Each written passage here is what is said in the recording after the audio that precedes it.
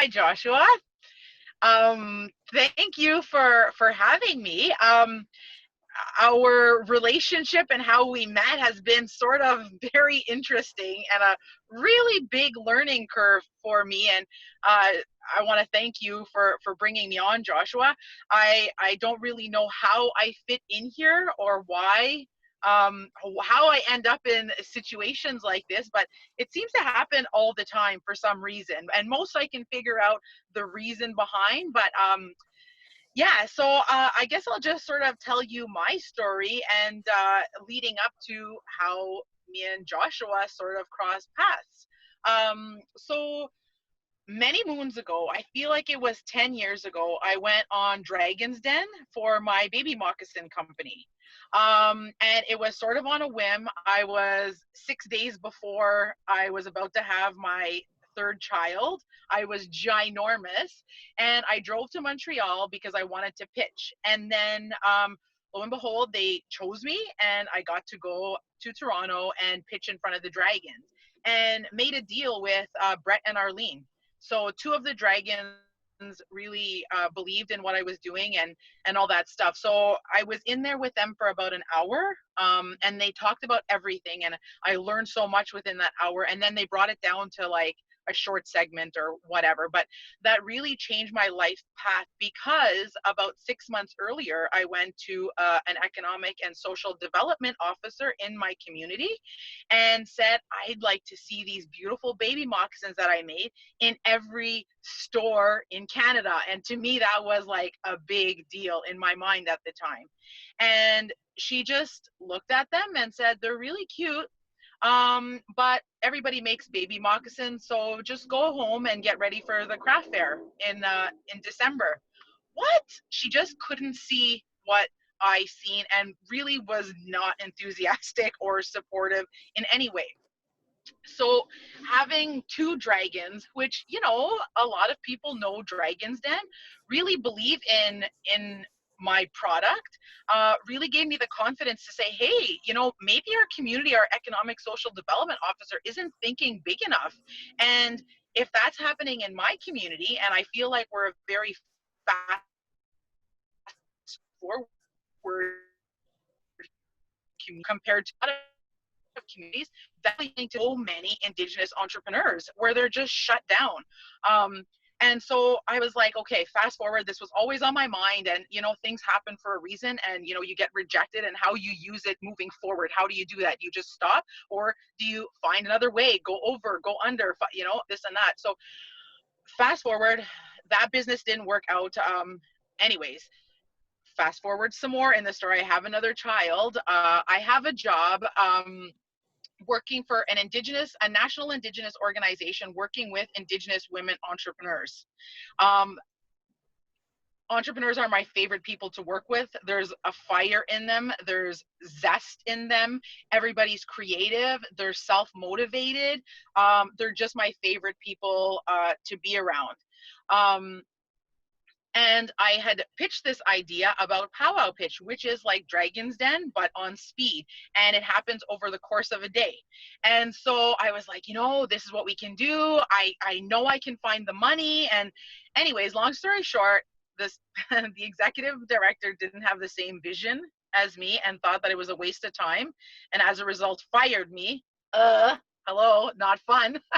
But I managed to say, you know what, I'm going to do this anyway, since now I clearly have all this free time, and help of like, you attract the people that you're supposed to be around. I don't even know how, but people just came to the rescue, and we did our first powwow pitch, and it was such a beautiful and unexpected success for many reasons. First of all, we got to give these entrepreneurs some seed funding. Second of all, we got to, they got a little bit of media about their businesses, which was like, wow, like this is awesome. Now people are going, you really heard of your businesses before. We're all lifting each other up. You're creating a space where everybody feels safe. And another thing that really touched me after the fact that I didn't know was happening at the time. So I'll just tell you, sorry, I'm going to go back a little bit and tell you about the day of Pow Wow Pitch. So we accept 25 Indigenous entrepreneurs. You get 60 seconds to pitch, and then you're judged. And then the top 10 make it to the second round, and they get mentored by 3 different mentors for 3 hours, and then they come back and then they repitch for 3 minutes with a 2-minute Q&A. And so a lot of the mentors, because it had never been done before, they had committed to, well, I can only mentor for an hour, or I can only mentor for 2 hours and then I have to leave. Man, we'll take it. We're just winging this whole thing. So we're just going to take what we can get. And thank you very much, because that's more than enough. And because the first year they were all non-Indigenous entrepreneur mentors, they showed up and had never seen the vibrancy of Indigenous culture, of the power of our dances, of the prayers, of sharing food, of the entrepreneurial spirit, and they just never seen that. And why would they? And how would they? And so they were coming in as non-Indigenous business people and really just floored. And so as much as they taught us and the entrepreneurs who were pitching, they taught us about like the business skills or the pitching or maybe a few terms or what to focus on. We, without even trying, taught them a bit about our culture and our values through this whole process. And it really just made it a level playing field, because I know a lot of non-Indigenous people, won't go to participate in, regular pitch competitions or, regular this or that, just because, we don't have that relationship yet with non-Indigenous people. And, there's still a lot of mistrust, rightfully so. And so building that bridge where we bring in non-Indigenous mentors and businesses and Indigenous people where they're comfortable, where it's our territory, where we're doing our thing, suddenly we are at an equal field and we can both communicating from a safe place. So yeah, that's Pow Wow Pitch. This is going to be the 6th year that I'm doing this, so it's grown every year. And this is the first year that I was supposed to go national. I was supposed to go to 5 of the biggest powwows in Canada. Enter COVID.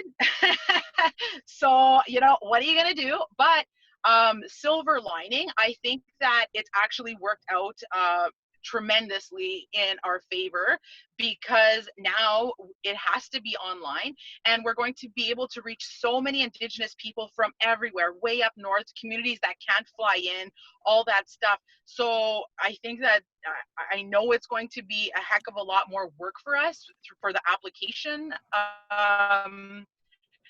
for the applications and the videos, but I think well worth it. And we get to give away bigger prize money, and really, I think based on the amount of media requests that I'm getting, so probably a lot of exposure for the top 20.